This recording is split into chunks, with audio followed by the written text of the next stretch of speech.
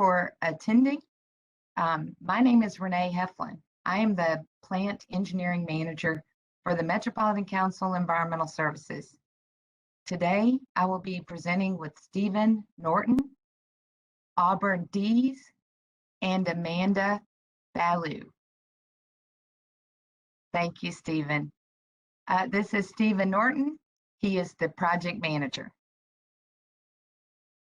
Auburn, if you can turn on your video, please. It's on, Renee. Oh, thank you. I don't see it. Auburn Dees is the contract administrator. And Amanda Ballou.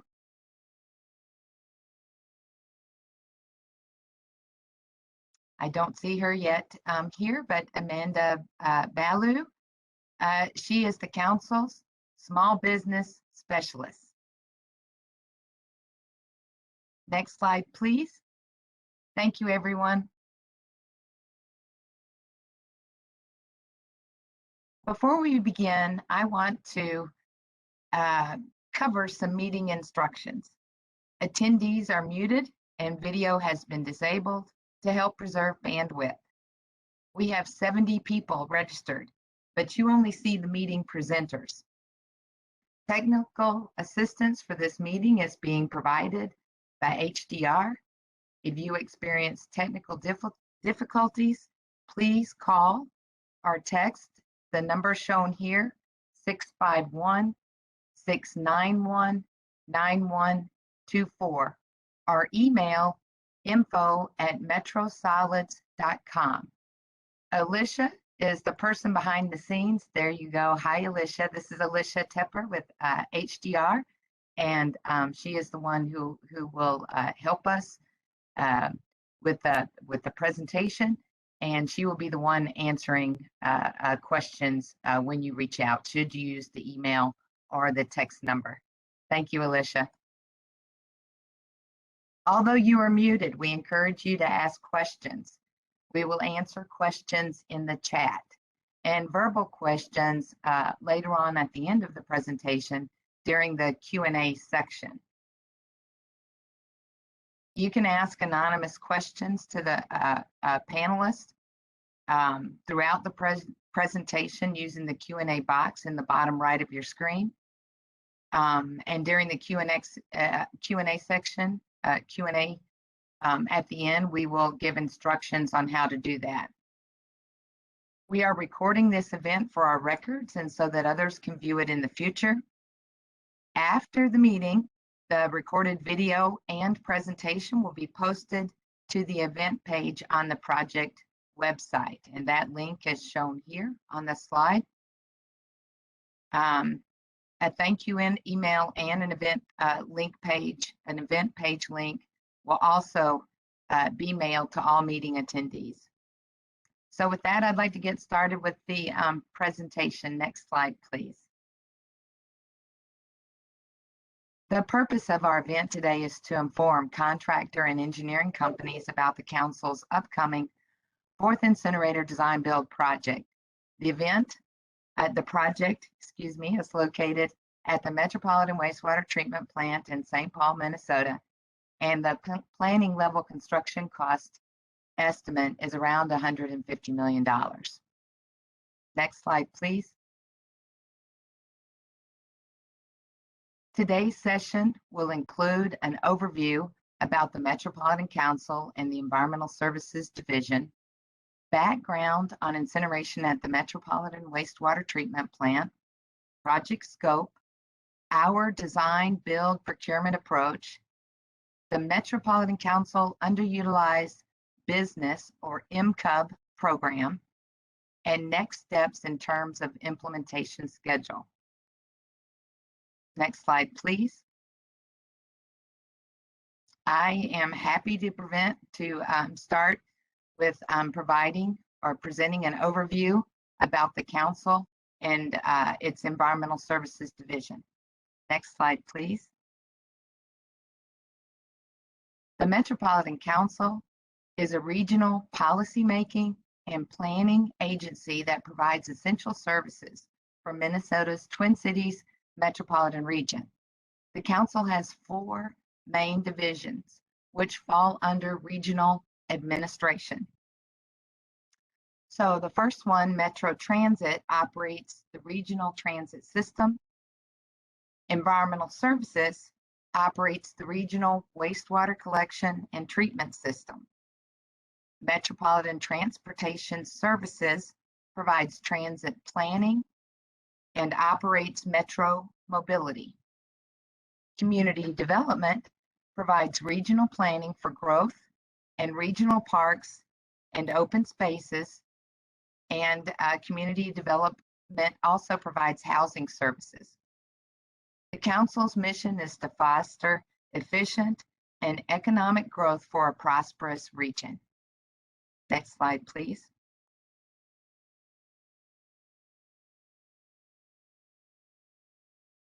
Metropolitan Council Environmental Services operates the regional wastewater collection and treatment system to serve a 7-county Twin Cities metro area, as shown here.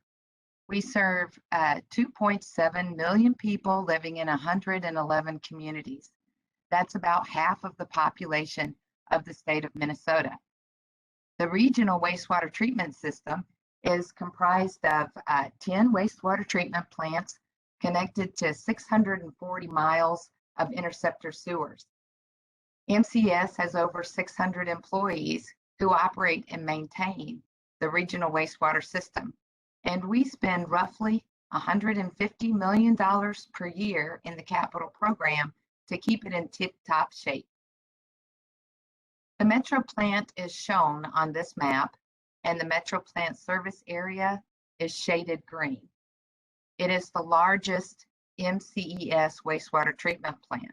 It treats 180 million gallons of wastewater every day, which is about 65% of our total system flow.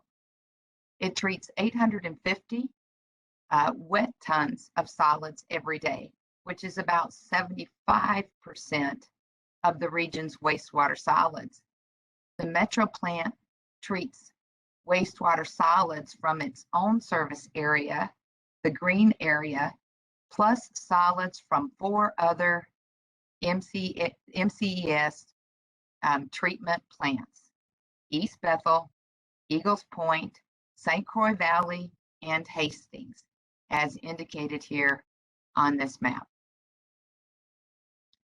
Next slide.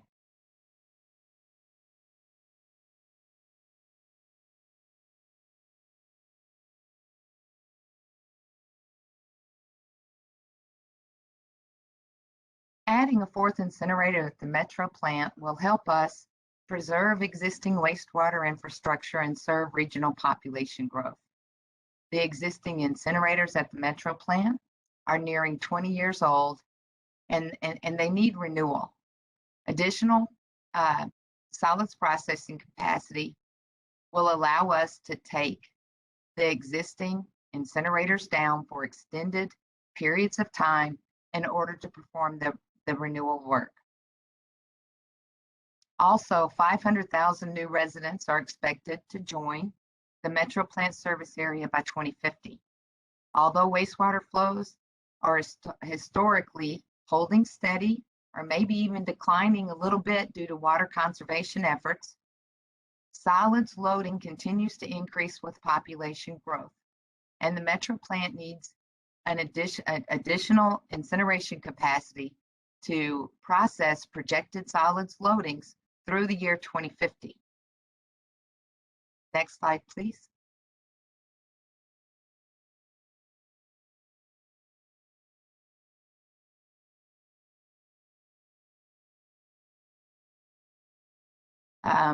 We have an approved facility plan that approved by the council that recommends that the addition of a 4th incinerator is the most cost-effective and sustainable solution for the Metro plant, at the Metro plant.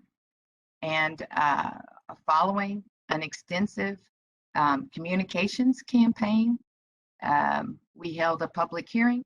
The council approved the facility plan October of 2018, and we have contracted with an owner's agent to provide preliminary design services and help us to develop an RFP for a design build contract to add a fourth incinerator at the Metro plant.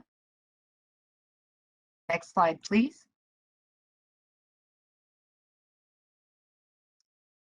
This project will require an air permit amendment for the Metro plant, and MCES will complete air permitting and a voluntary environmental assessment worksheet prior to execution of the design build contract. The Minnesota Pollution Control Agency, or MPCA, and the EPA, the Federal Environmental Protection Agency, are the two main government bodies that regulate our wastewater treatment plant air emissions. As shown here, air permitting and environmental review will be completed on concurrent tracks.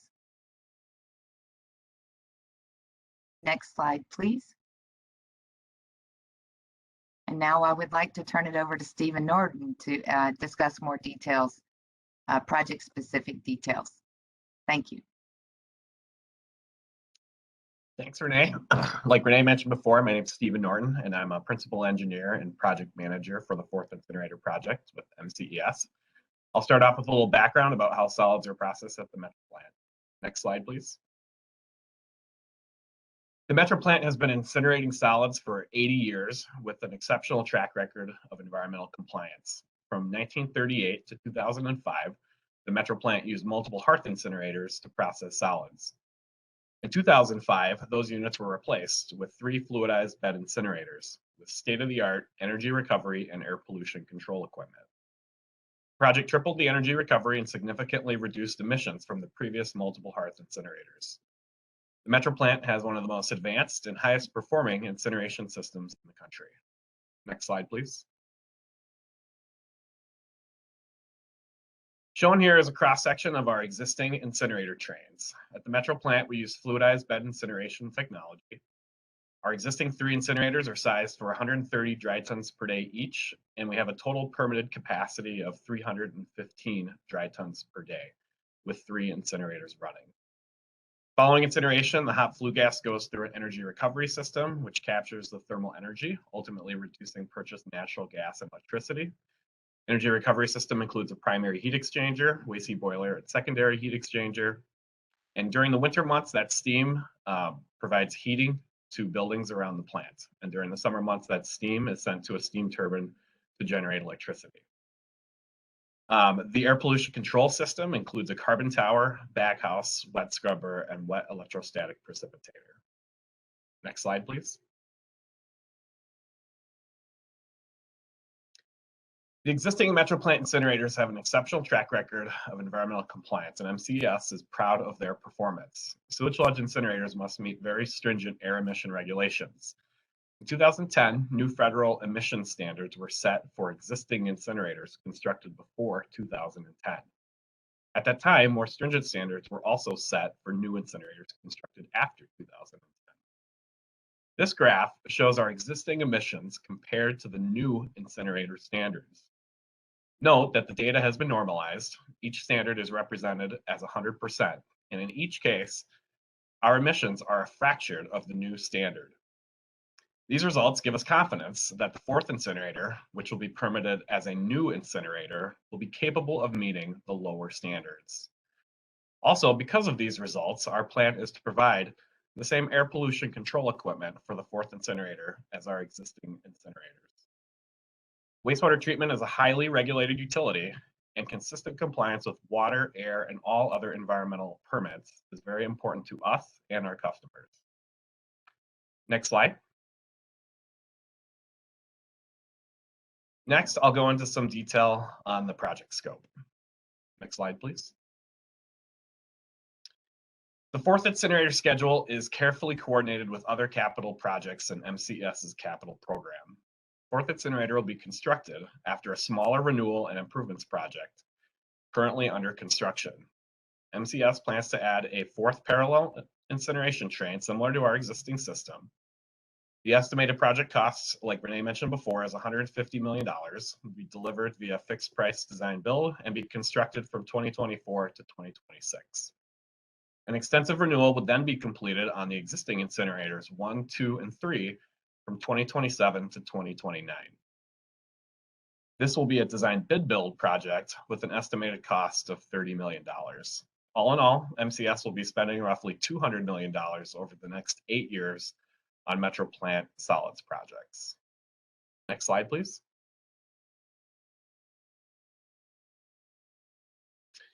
On the graphic above, you can see a cutaway of a preliminary rendering of the main building addition with the incinerator equipment in green. Fourth Incinerator will include 21,000 square feet in building additions. In general, the project scope includes site work, building additions, cake feed, including dewatering and cake receiving facilities, the Fourth Incinerator System, a new steam turbine generator, and miscellaneous support systems. I'll go through these scope items in more detail on the following slides. Next slide, please. The graphic shown here is a preliminary site plan for the project. There are 2 building additions. The first one will house the incinerator train and cake feed equipment, which is roughly 18,600 square feet. The second will house the new steam turbine generator, which is roughly 2,500 square feet. A geotechnical evaluation has been completed and has indicated that the building additions and new structures will require piles. You can also see from the site plan that the existing roadways and pavement will be reconfigured so that deliveries and cake receiving trucks can back up to the new addition. The existing stormwater pond will also be modified to accommodate this. A new third electrical feed to SMB will also be provided from the main substation inside the plant. Also shown on the site plan is an existing 42-inch stormwater pipe that will be relocated around the building addition. Also shown are new propane storage tanks and feed facilities so that propane can be used as a backup fuel source for all the incinerators and the existing auxiliary boilers. The council and our owner's advisor team has completed a building code review and has been working with building and fire code officials with the City of St. Paul and has reached a preliminary agreement on what the building occupancy and construction type should be. Additionally, because the Metro plant is near the downtown St. Paul airport, our team is also working with the FAA on review of our new structures, stacks, and potential cranes as part of the project. Our goal is to have agreement with the City of St. Paul and determinations from the FAA so that there is more certainty on these items when the design build RFP is issued. Next slide, please. The project includes expanding dewatering facilities and installing new cake receiving facilities. The expanded dewatering facilities will include 2 centrifuge feed pumps, 2 polymer feed pumps, 2 centrifuges, 1 cake bin, and 2 cake pumps. The project also includes new cake receiving facilities so that MCES can accept dewatered solids from other MCES wastewater treatment plants on an emergency backup basis. The cake receiving facilities include 1 cake receiving bin, 1 cake pump, odor control, and piping and valves to the 4 incinerators. Next slide, please.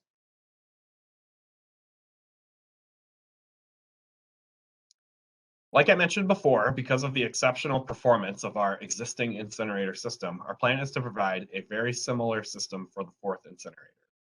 We are planning on the system being sized for 130 dry tons per day. Energy recovery would include a primary heat exchanger, waste heat boiler, and secondary heat exchanger. The air pollution control system would include a carbon tower, baghouse, wet scrubber, and wet electrostatic precipitator. The stack would be located in the same location and height as the existing stacks. The 4th incinerator will be designed to meet the MAC standards for new fluid bed incinerators. We will also have limits for PM10 and PM2.5 required to meet the National Ambient Air Quality Standards. Because we've been operating our existing 3 fluid bed incinerators for over 15 years, we plan on making some improvements in the 4th incinerator system based on the lessons we have learned. A couple of these improvements include specifying a horizontal waste heat boiler and improved materials of construction and certain pieces of equipment. The graphic above shows a preliminary cross-section of the main Fourth Incinerator addition. There are 4 main levels, 1 below grade and 3 above grade, matching the elevations of the existing building. It's very important from an operational and maintenance perspective that the Fourth Incinerator project integrate seamlessly with our existing facilities. Next slide, please.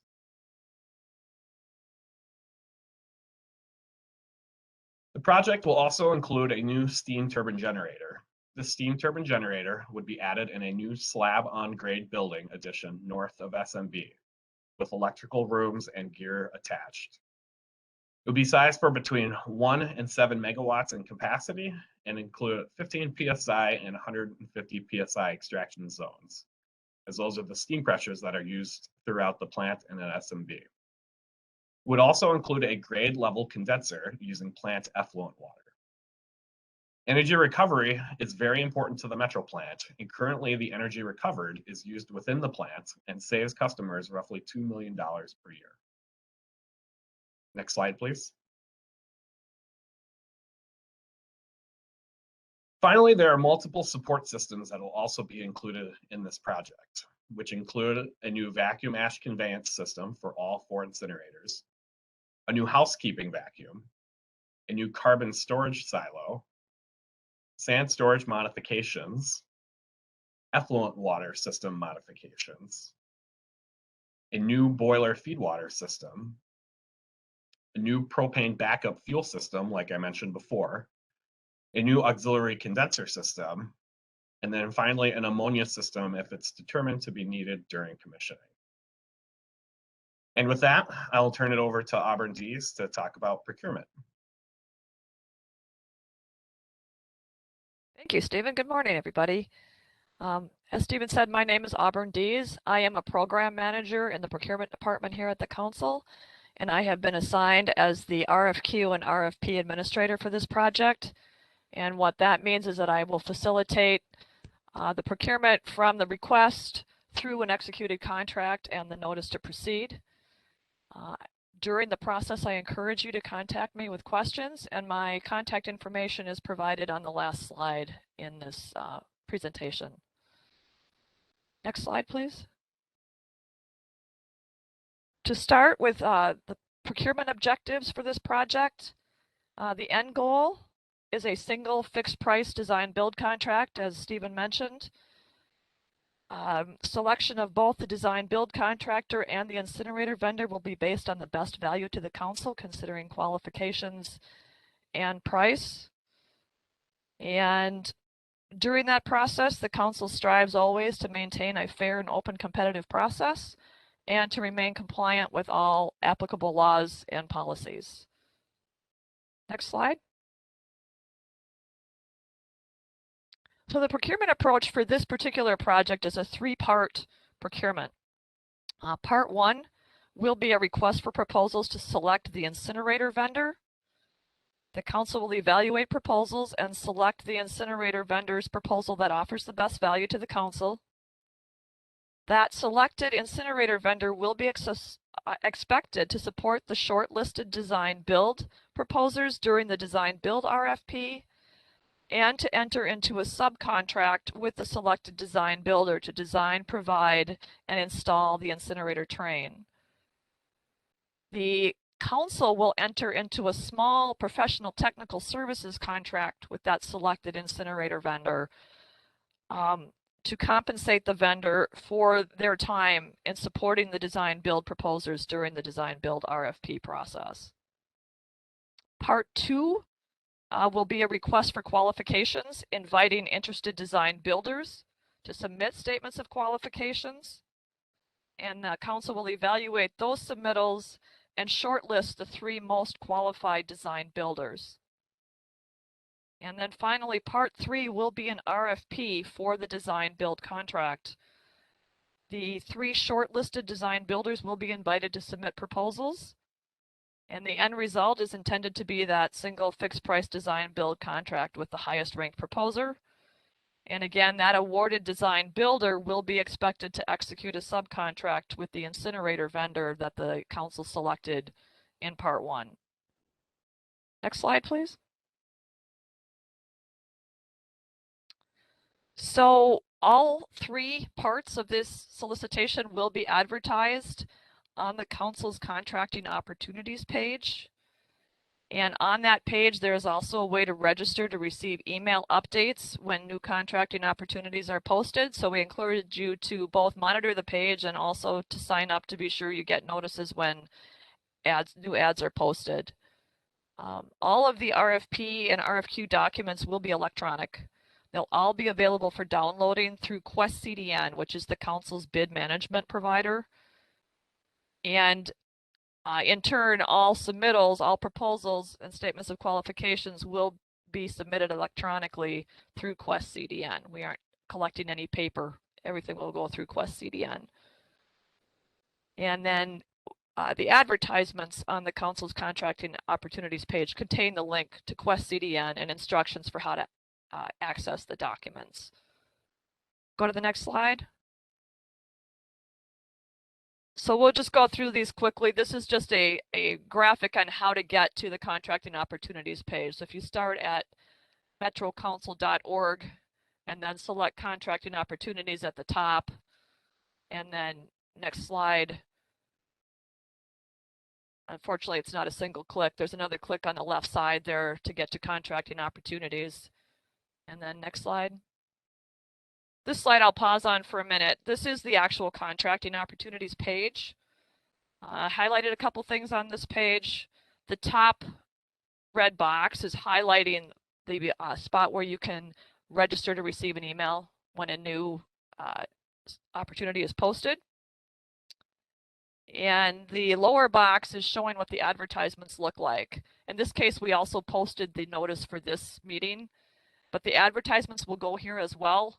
And then you would click on the number of the contract to pop up a PDF advertisement that contains basic information about the project and the link to Quest CDN. Just a note that all of the solicitations for this project will contain the number 21P055. My intent at this point is to add a letter for each part just to help everyone differentiate. So you'll see an A, a B, or a C, depending on if we're in part 1, 2, or 3. All right, next slide, please. My light just went out. I'm going to do the wave thing here. There we go. As far as the RFP and RFQ process goes, this is just a brief overview, and it also includes some suggestions. It's going to be really, really important to read the documents closely and follow the instructions, and to complete and include all of the required forms in your submittals. And again, please reach out to me if you have questions about those requirements. And all of those submittals will be submitted through Quest as a complete PDF or zip file. Once the submittals are received by the council, they will be reviewed for responsiveness and responsibility. Just a quick recap: responsiveness means that the submittal substantially complies with the requirements, that the instructions were followed, that all required forms are included, filled out, signed if needed. And responsibility refers to the capacity of the proposer to do the work. So have you demonstrated in your statement of qualifications or in your proposal that you have the qualifications, the experience, and the resources to successfully complete the project? From there, proposals or statements of qualifications are reviewed by an evaluation panel at the council, and they are reviewed based on the criteria that are published in the RFQ document or the RFP document. Each member of that panel completes an independent review of the proposals, and then I facilitate a group discussion of the panel to eventually come to consensus on the proposal that represents the best value to the council, or we say is most advantageous to the council. That panel may make the decision in the first meeting. It may decide that it needs some follow-up questions, that it wants to interview. So it really depends on the panel and the circumstances. So I can't guarantee any of those things will happen, or maybe all of those things will happen. Ultimately, the panel makes a recommendation to senior leaders at the council, And the final selection official is actually, for a project of this size, will actually be the Metropolitan Council, and they will act to approve award when we get to that point. They hold the final decision-making authority. So that ends my quick overview of the procurement process, and so I will hand it off to Amanda Bolio. Thank you, Auburn. As Auburn said, my name is Amanda Bolio. I am the Small Business Specialist with the Office of Equal Opportunity here at the Metropolitan Council that will be assigned to this project throughout its life for Mcub compliance. Next slide, please. The Met Council is committed to utilizing businesses owned by socially and economically disadvantaged individuals in its procurement and contracting efforts. To support that commitment, the Met Council facilitates the Metropolitan Council Underutilized Business Program, or MCUB, for locally funded projects. The Office of Equal Opportunity, or OEO, will be setting a numeric MCUB goal on this project in a later phase of the procurement process. Next slide, please.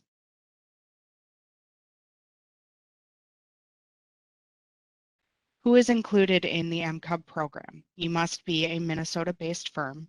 It's not a separate certification. What it does is recognize the qualifications of existing certifications.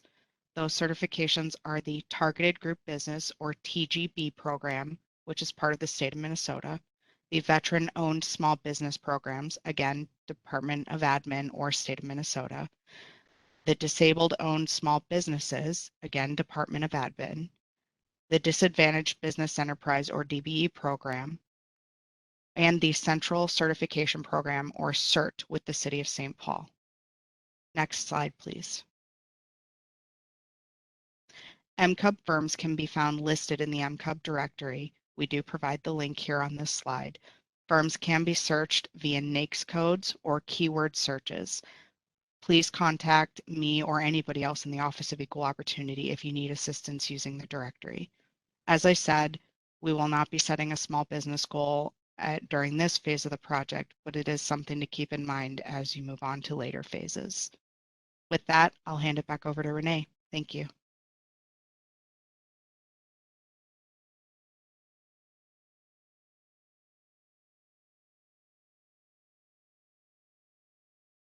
Thank you, Amanda. I am going to provide just next steps in terms of implementation schedule, and before the Q&A, share some contact information with the group. So I will do that now. Next slide, please. As I mentioned previously, MCES is working on air permitting and environmental review, and we intend to complete these steps before executing the design build contract January 2024.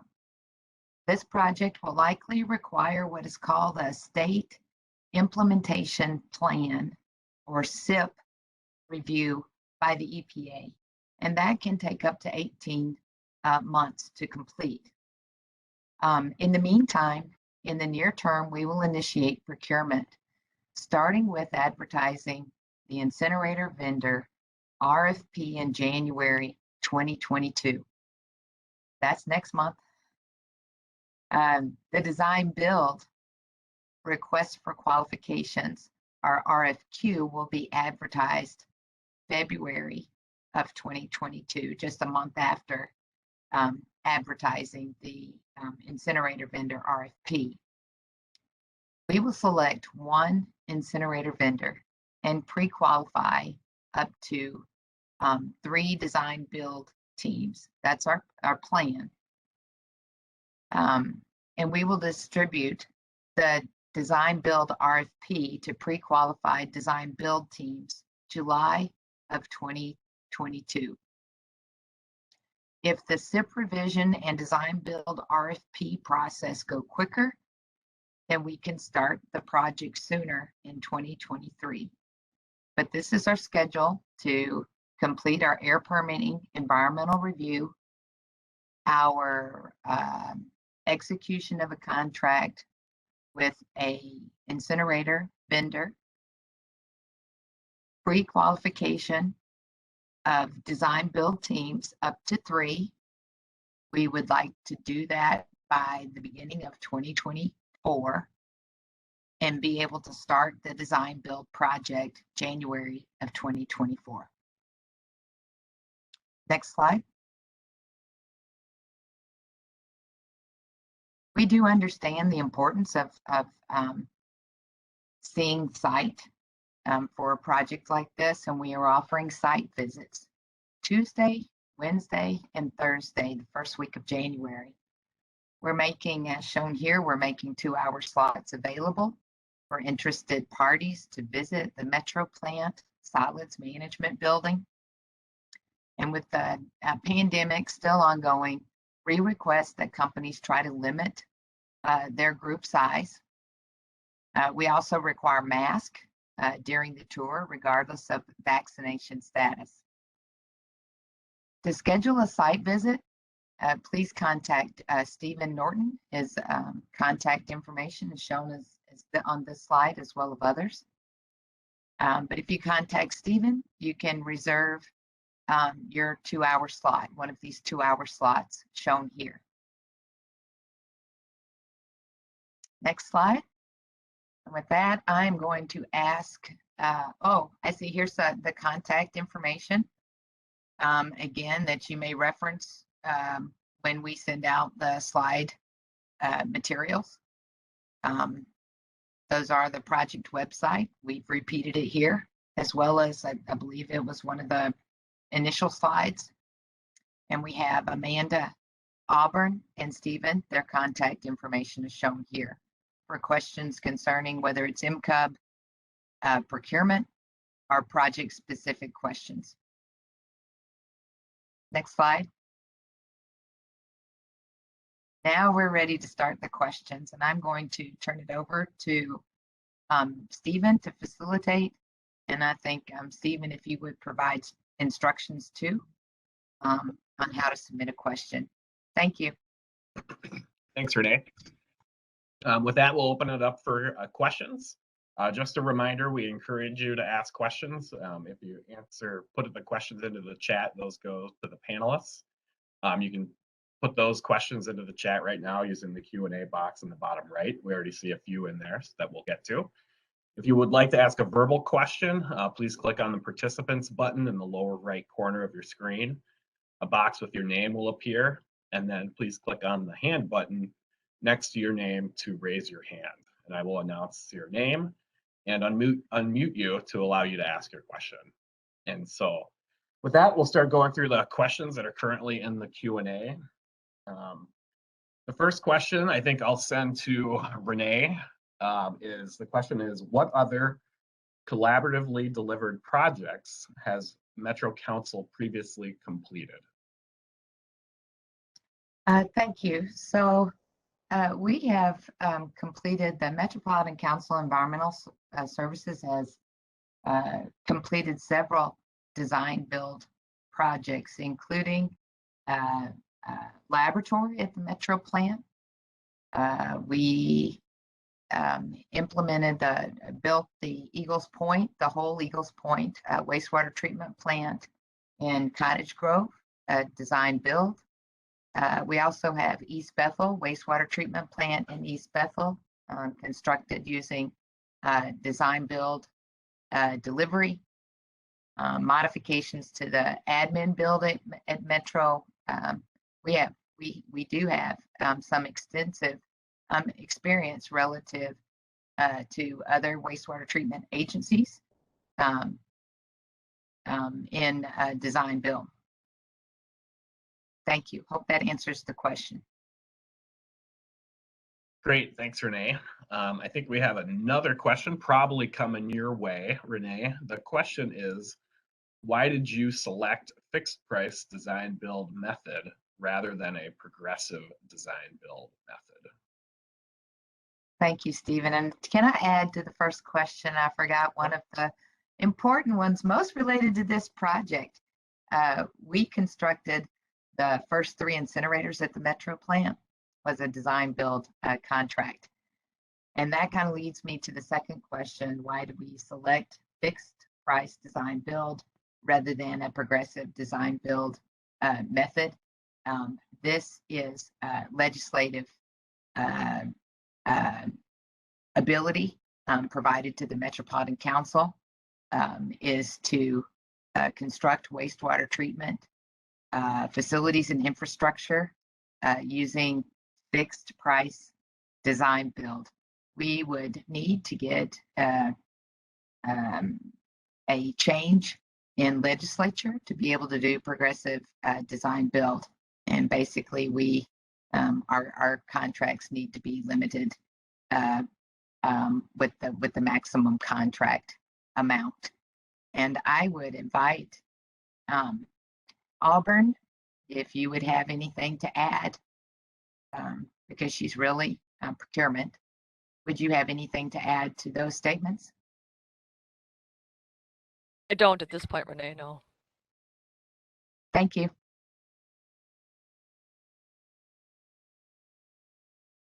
Great, thanks, Renee. The next question is, and I'll throw this out to maybe Renee or Auburn, is will you be holding confidential one-on-one meetings with the shortlisted design build teams during the proposal phase to discuss technical and commercial issues?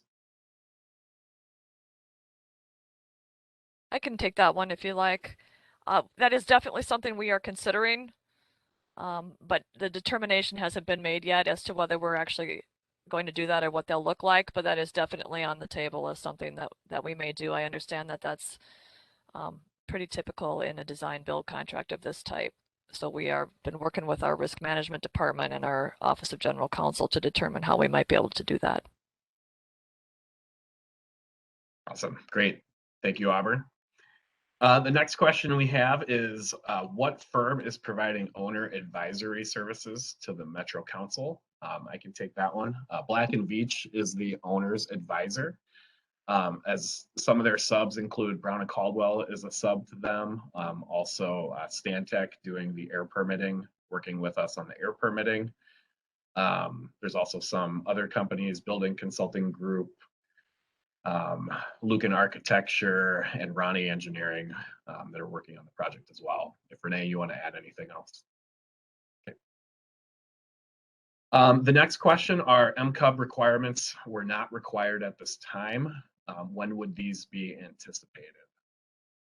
Amanda, would you maybe like to elaborate on kind of when the MCUB, I think you mentioned earlier that MCUB, there will be a MCUB goal for this project, but maybe you could elaborate on when that goal might be shared or available. I'd be more than happy to. So at this time, we are not setting an MCUB goal. In the next phase, we will be asking for an MCUB inclusion plan. The final phase is where you'll see that MCUB goal, and that's when we have our short list of proposers, and they will be proposing on the actual project. I think that about answers it, but if you need clarification, please let me know. Great, thanks, Amanda. Another question here is the design build RFP is 18 months long. Will the incinerator vendor be expected to support this process at its own expense? I can take the first stab at this, and then maybe Renee or Auburn, you can jump in. But we're not expecting that the RFP, like Auburn mentioned, we will have a professional services contract with that incinerator vendor while the design builders are putting their price together for the design build RFP. So I think the intent is that the incinerator vendor would be compensated through that professional services contract to support the teams when that design build RFP is on the street and the design build teams are putting together their proposals. So that's assisting the design build teams and helping putting their costs together or what other information they need. Technically, that contract stays open until the incinerator vendor goes into a subcontract with the design builder. But once the RFPs are submitted and the proposals are kind of in the review stage and it's going through the process at the councils, I would not expect that there'd be much support at that time. I don't know if Renee or Auburn want to add anything to that? Stephen, I think too that we've discussed including an escalation clause of some sort, or a price adjustment clause, so that if prices are significantly different from what's proposed for the incinerator train at the time we take proposals, and then 18 months later when they're expected to subcontract, I believe we've put that in there. Correct. Yeah, there will be a kind of a way to determine escalation for the price that's submitted with the incinerator vendor at that time. Correct. Yeah. There's another question of, will the incinerator vendor be in privy with MCES or with the selected design build contractor? Not exactly sure what that means, but I can say that the incinerator vendor will have the small professional services contract with the council, which the purpose of that again is to support the design build teams to work with all 3 teams equally during that design build RFP stage. After that stage, the contract or the equipment itself and the installation of that, the incinerator vendor will be a subcontractor to the design builder. So the only contract that we will have with the incinerator vendor is that small professional services contract. The contract for all the equipment and the incinerator equipment and that installation, that will be as a subcontractor to the design builder.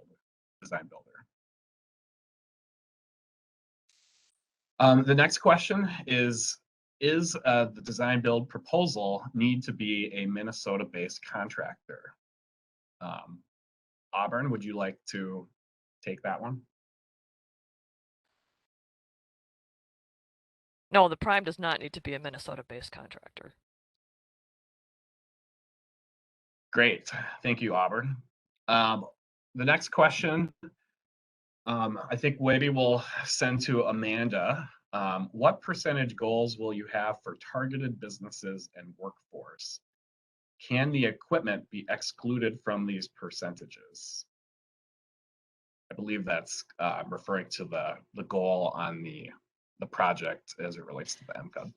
So I can speak to the MCUB goals. I cannot speak towards workforce goals as my office does not monitor that for these projects. That goes through the state of Minnesota.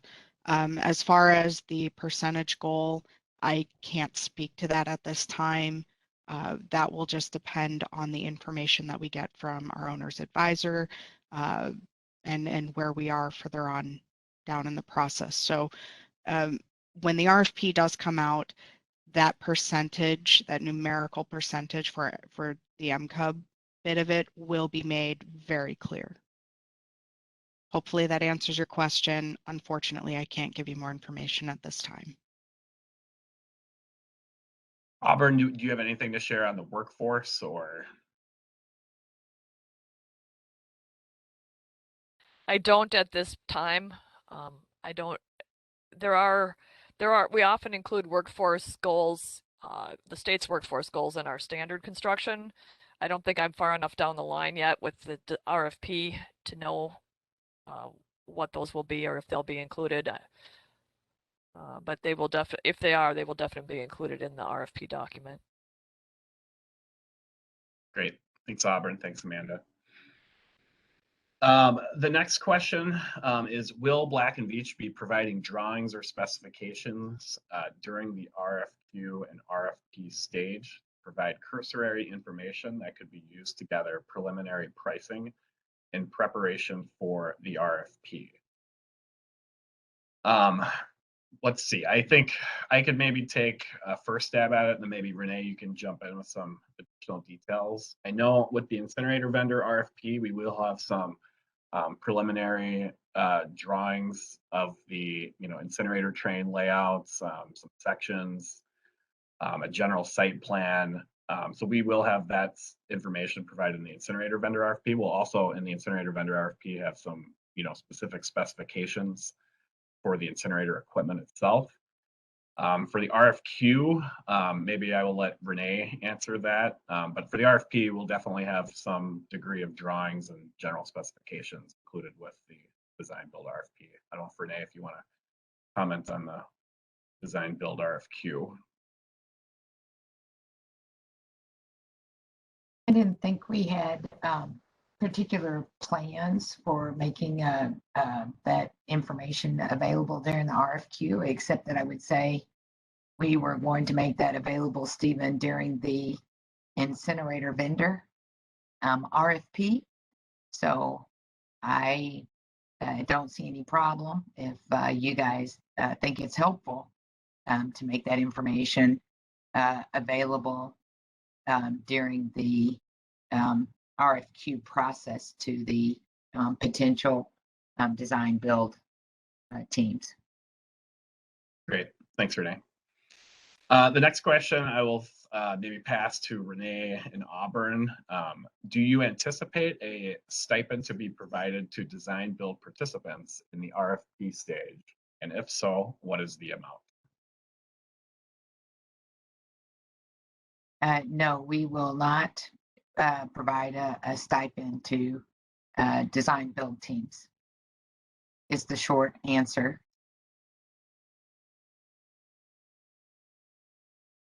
Right, great, thank you, Renee. The next question is, who were the team members of the design build team that successfully designed and constructed incinerators 1 through 3? I know there was 3 separate contracts with that project.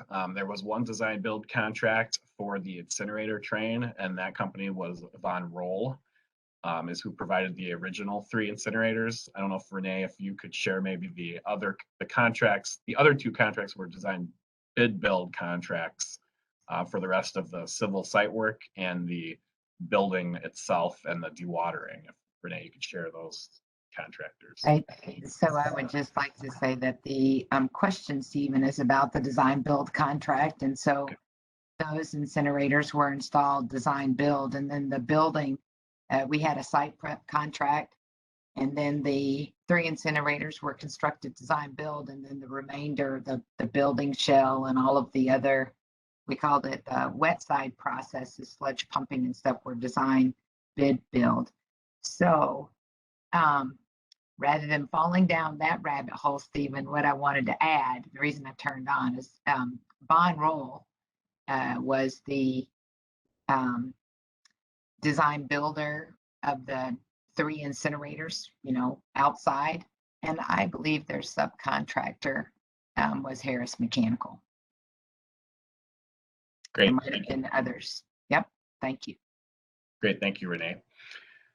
There's a question of, will a transcript from this meeting be made available?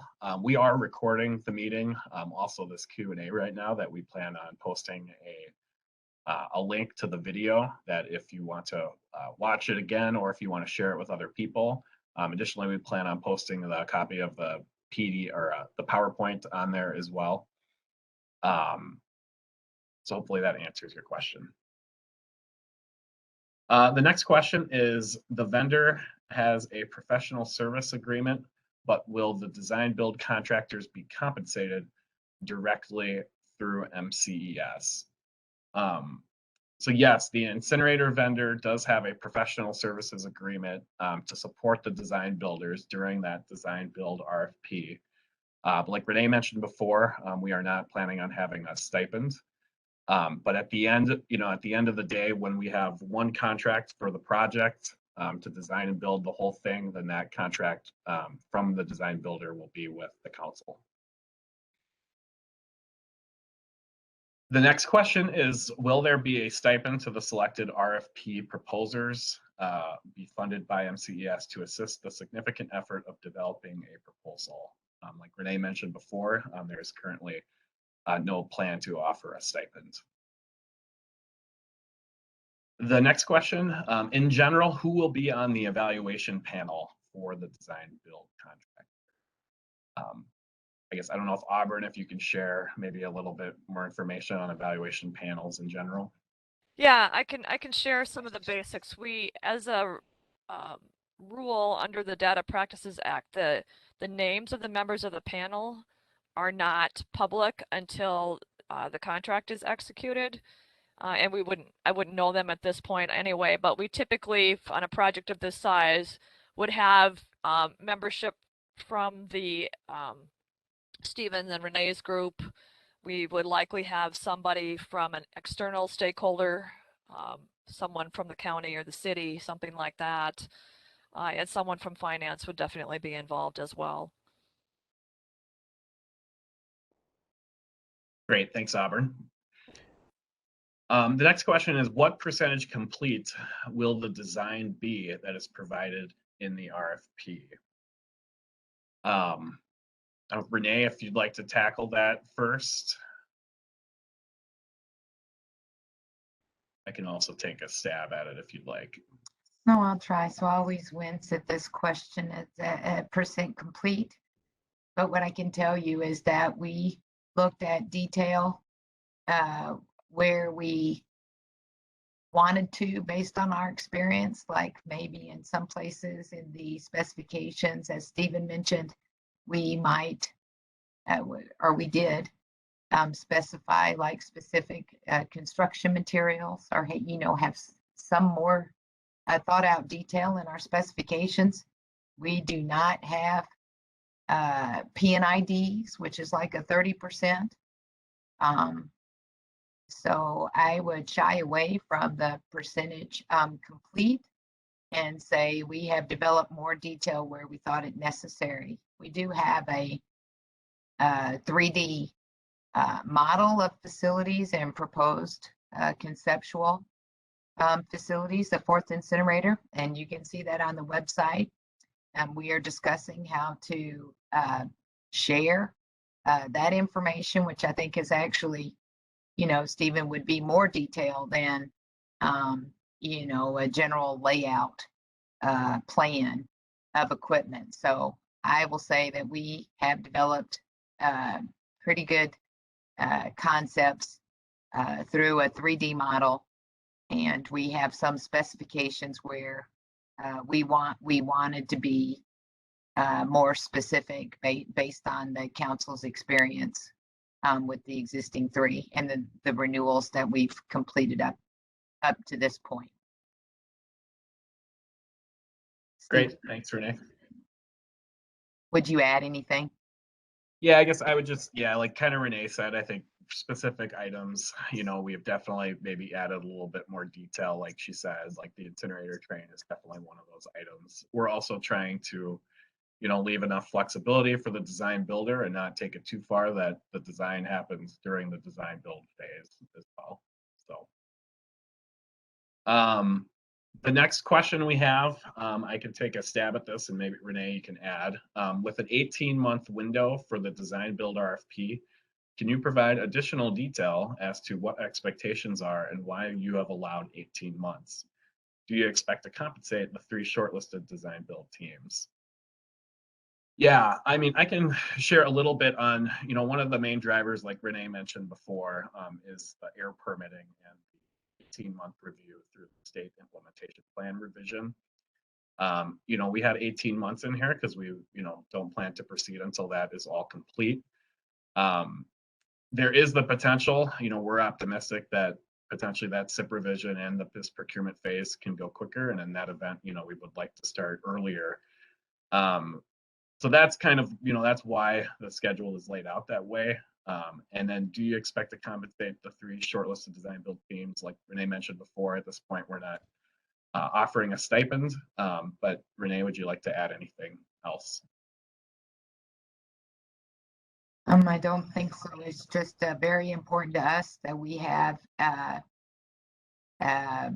permit to construct and a permit to operate that Fourth Incinerator before initiating a construction contract.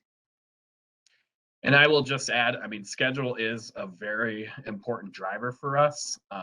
We, obviously we want to start construction as soon as we can. We have, like Renee mentioned in the presentation, a huge need to get this 4th incinerator installed. So we definitely want to, to do everything we can to start construction as soon as possible. The next question is, will Metro Council allow enhancements or improvements to the Black & Veatch design, also called alternative technical concepts? Sometimes will those be vetted and approved prior to the bid submittal, so that any potential savings of time and money can be passed on to the Metro Council on bid day? Great question. Maybe Renee, you could take maybe you could take that one. I think absolutely. Absolutely. We have requested, you know, we will always request value added ideas and consider those before entering into a contract. So yes, we want the you know, the best facilities possible. And so absolutely, I think provided for those in both of those RFPs. Great, thanks, Renee. The next question, is there a comprehensive geotech report that will be available to all design build RFP proposers? Yes, so we have completed a geotechnical report for where the building additions will go, and yes, I would expect that would be included with the design build RFP. The next question we have is the RFP for the design build. If the RFP for the design build is published in July of 2022 and construction start date is anticipated to be January 2024, it seems to be a long duration for a design build contractor to turn in a price and hold it for the duration. My thing moved. Sorry about that. Could you please elaborate when the owner is expecting the design build proposals to the owner? I can take the first stab at this, and then Renee, you can jump in. You know, we're looking probably towards the end of July in 2022 for when we would, you know, put the design build RFP to issue it. I don't know exactly, you know, how long the RFP process or how much time we plan on advertising it for, but there would be a certain, you know, a period of time where it's out on the street. I would probably expect, you know, that's, I don't know if Renee, if you want to jump in here, but, you know, we would be probably, yeah, I don't want to say exact time because we actually haven't talked about it yet, but it would be fair to say, I think, you know, we'd expect the design build proposals to be submitted in kind of, you know, fall of 2022. And I see your point on turning in the price and holding it for the duration. So I think that's something that, you know, we will have to discuss and evaluate as we're developing the design build RFP. You know, we did with the incinerator vendor RFP, you know, put some clauses in there, you know, for escalation. So I don't know, Renee, if you want to add anything else. Right. I think we are trying to address escalation, and you'll have to look at that in the RFP and provide questions, or if there's a, you know, ask us questions if that's unacceptable. What we have scheduled is, I know it's one box here, but we have planned to issue the design build RFP in July of 2022. And it would probably be, let's see, we would be able to, it takes us probably 4 to 6 months to evaluate the proposals. And to make a selection and to get that selection approved through the Environment Committee and the Council. Our Council needs to authorize, agree with, and then authorize us to enter into contracts of this sort. And so I think it might not be the fall, Stephen. I think it'll be December 2022 through, you know, January or February 2023. I think it'll be the initial part of 2023 where we're actually make a selection, and then it's going to take us some time to work through our evaluation and approval process. Thank you. I hope that answers the question. It takes us 4 to 6 months to get through evaluation and approval. Great, thanks, Renee. The next question we have is, when you refer to the incinerator train, is this everything indeed to stack, including the boiler, turbine, air pollution control equipment, and SEMS, or is it just the incinerator? That's a great question.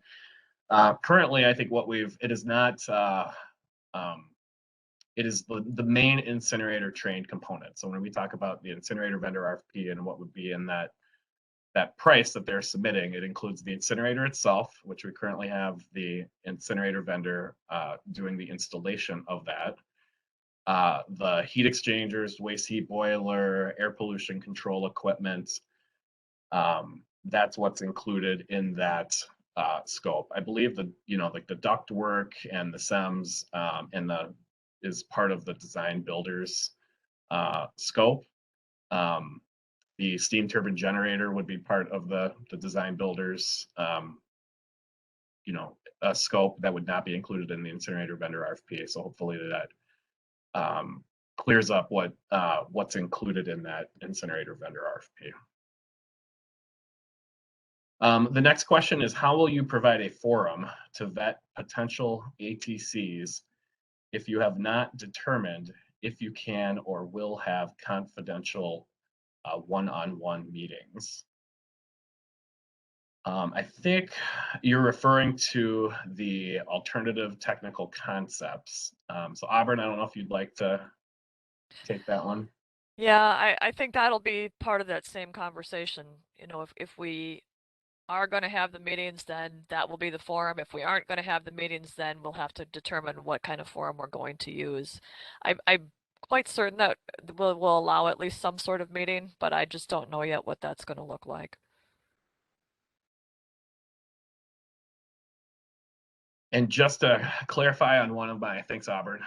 Just to clarify on one of my earlier responses on what's included in that incinerator RFP, the ductwork is also included in the scope for the incinerator vendor RFP. The next question is, will the incinerator vendor be chosen to supply only the incinerator during the first RFP process, or will the incinerator vendor also supply the heat recovery, air pollution control systems, and other auxiliary during the incinerator vendor RFP process?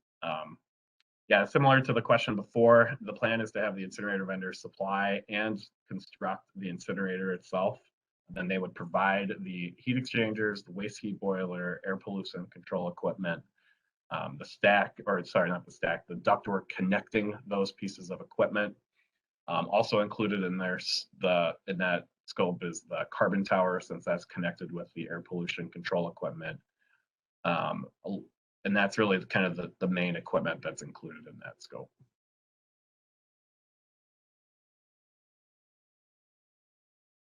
We have another, let me see. I think that has gotten down to our the last question that we have in here. I don't see any hand raise at this time.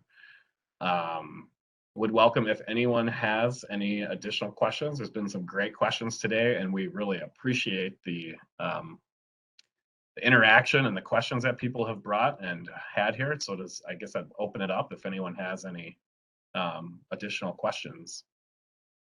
Please enter them in the chat, or you can also raise your hand if you'd like to say one verbally. Stephen, this is Auburn. Pardon me if I missed it, but it looks like there was a question about percent of best value that cost will represent in the selection criteria. Did we answer that one? No, I don't think I saw that one. So if you want to take that one, that would be great. Yeah, sure. Again, I'm going to give the standard, procurement answer of refusing to promise anything in particular at this stage. But I will say that our council standard kind of language that we use in most of our RFPs is that cost is approximately equal to all of the other qualitative criteria. So again, we haven't gotten down to the nitty gritty yet of what the criteria are going to be and what the weights are going to be in this RFP, but that is sort of our standard, and I wouldn't think we would differ too far from that in this one. Great, thanks, Auburn.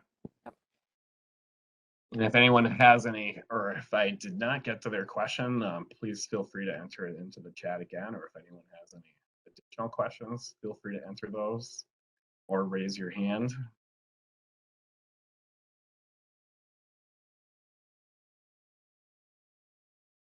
Give a little bit of time if anyone's typing a question at this time.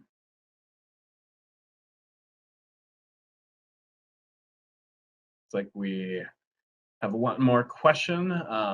Would the expectation be for the design build team to provide sealed engineered drawings as part of the RFP stage, as part of the RFP deliverable, or during the construction phase?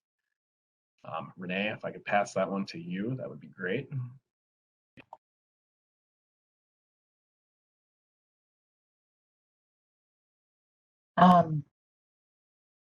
So the question was during the RFP.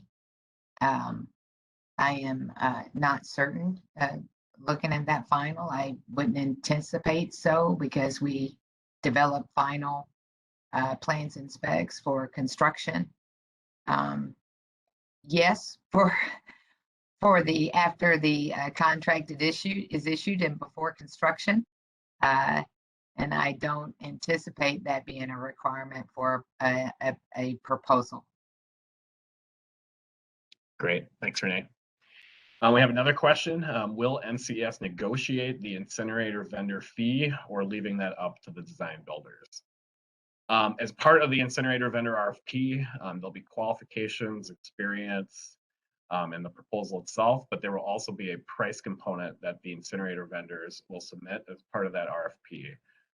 So then that price and that scope that the selected incinerator vendor submits will then get included in the design build RFP itself. Ultimately, we are not going into a contract with the incinerator vendor for that scope and fee. So ultimately, it's up to the design builder to work with the incinerator vendor to come up with their own subcontract agreement.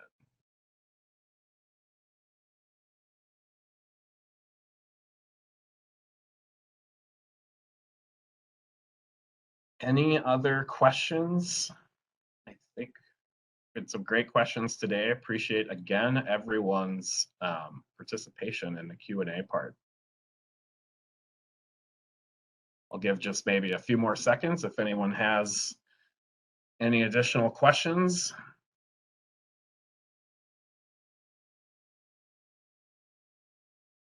All right.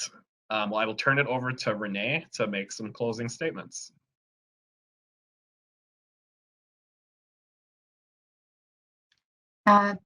Thank you, Stephen. Thank you, panelists. Thank you, HDR. And thank you, attendees, for your interest in the Fourth Incinerator project at the Metro plant, and for attending and being so participative in the Q&A session. Like Stephen said, this is a very exciting project for us at the council. And very important to our regional wastewater system.